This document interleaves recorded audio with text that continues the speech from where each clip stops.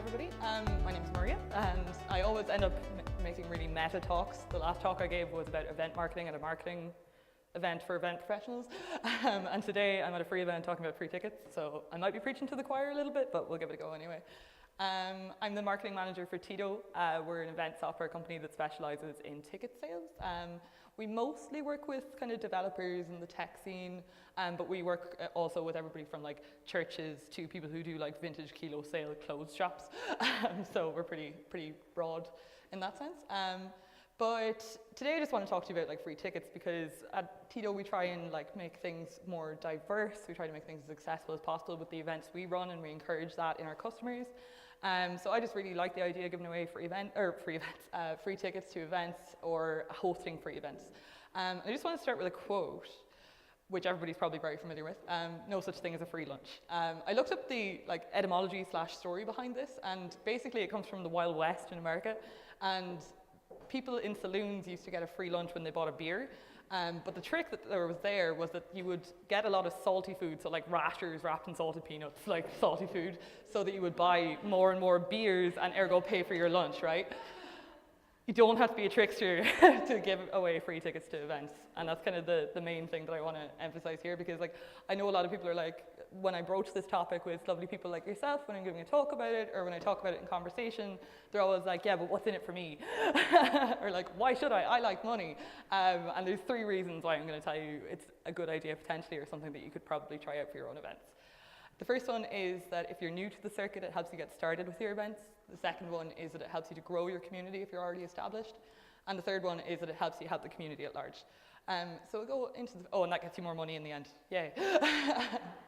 So just how it helps you get started. The 3 points are framed around conversations I've had with our customers before, and they all run very different types of events. But the first one I want to talk about is Learn Inbound. If you're not familiar with it, it's the largest SEO conference in Ireland. It started out as a free event. It started out with 0 people, as every event does, and it's now grown to 600 in 6 years.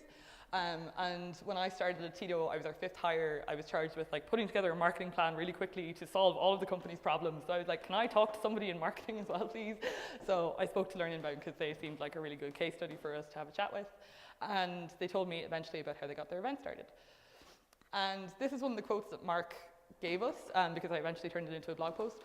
But he mentioned that they wouldn't have had an audience if they had started charging straight away. So that meant, like, that's obviously very intimidating, because like traditionally free events have about a 50% show up rate, so you have people that don't come, which is obviously a bit of a buzzkill for you as an organizer. But he mentioned that they had no money to pay to advertise this, so they couldn't get any advertising budget together. So what they did instead was to just let it organically grow. Because one of the really nice benefits about free events is that people see you as somebody who's willing to give something to them.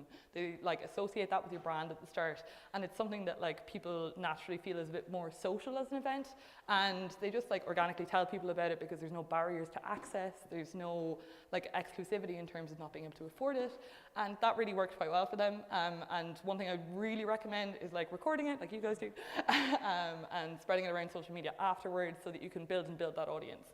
Another thing I'd recommend in terms of this is like have marketing opt-ins and, you know, go with GDPR, but also just like if people don't show up, like see if they want to opt into your marketing, then you're building a list for yourself to market to in the future with your free events or with your paid events.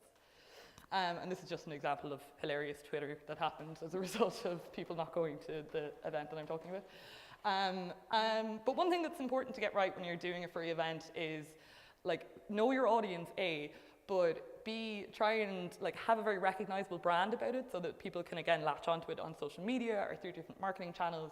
And they use something that my people enjoy very much, which is pints, and they called it pint-sized marketing. And this is what it looks like in reality. So they just have 3 short talks, they have drinks and snacks, and they have networking. Again, as I mentioned, it started out as 0 people. It's grown to 100 marketers at time of this slide being made. It's now 200 marketers who show up. Like they always only have standing space left. So it's just a really good example of how these things build and build. But from this free event, they've been able to build Learn Inbound, which is, again, as I mentioned, the largest SEO conference in Ireland. It's kind of rivaling some of the bigger ones in the UK at this point. And from the community that they'd built off the back of pint-sized marketing, and that they're still building using that free event in tandem with this, they've been able to grow that to a 600 marketer 2-day conference. They were also able to launch some SEO, advanced SEO training, and they have another revenue stream from that, and it was all built off the back of the community that they'd built from a €0 event. But this, I think, is the key takeaway, because when I mentioned free events are good for your branding, they're good for just like having an association within the community that you're giving back to it, even if you are starting to charge for events. Like, they didn't obviously charge whatever they charge now. I think it's like €360 for Learn Inbound the first time it happened. They charged €30 for their first conference. But they just gradually built up that trust, built up the value, and eventually they were able to make it profitable, sustainable, and hire, I think, like 6 people now, so that's great. So that's how you get started, and I know that's kind of like an ideal world scenario, but it does work. But what if you're already started? What if you already have like a pretty thriving community? Why should you still run free events? Another one of our clients for meetups is Shopify. If anybody's not familiar with what they do, they help people sell things online, and that's literally the TLDR.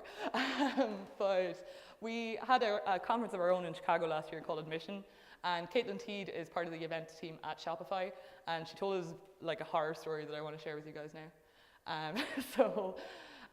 On the day of their paid conference Unite in, I believe it was in Toronto, but it was definitely in Canada, the power went out. So they had no amplification, they had no video recording, they had nobody like able to present in front of the 600,000 people that they had there. That wasn't 600,000, 600-1,000 people that they had in attendance.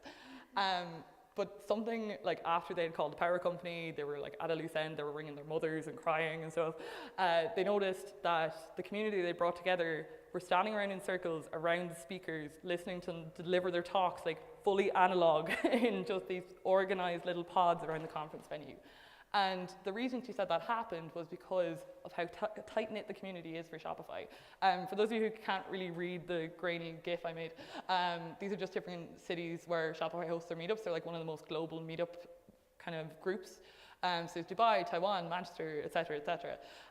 But she completely attributed it to the fact that even though all of Shopify's employees are remote, even though most of the people who use Shopify as a system to sell or their retail shops online, these meetups that they host everywhere that are just somebody takes it on board and hosts it themselves, and they're free, is a way to keep the community constantly in touch. It's a way to make sure that you have these organic conversations. It's a way to make sure that people are just constantly talking about not just the product, but like what the use cases of the product, the issues that exist within the industry.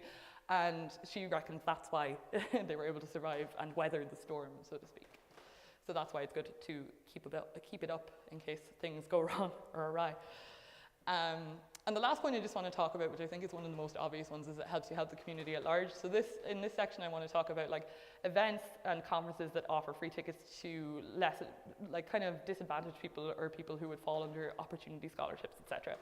So this is Catherine Lopez. She runs these 3 conferences: ScaleConf Columbia, JSConf Columbia, and Empire JS, which takes place in New York.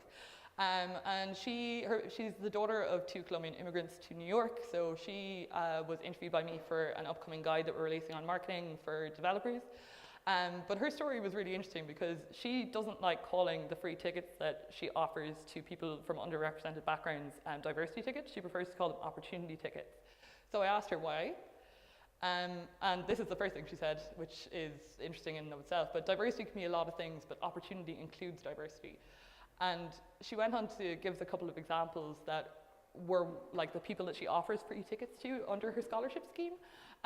So she says here, like somebody who's just starting out their job, for example, would really appreciate a free ticket, because like how do you get a leg up in JavaScript when you live in like rural Pennsylvania or something and there's nobody around to talk to about it, and you can't afford to travel anywhere and you want to upskill but you just can't. So like social barriers like that were really important, and they're a really good way to offer free tickets.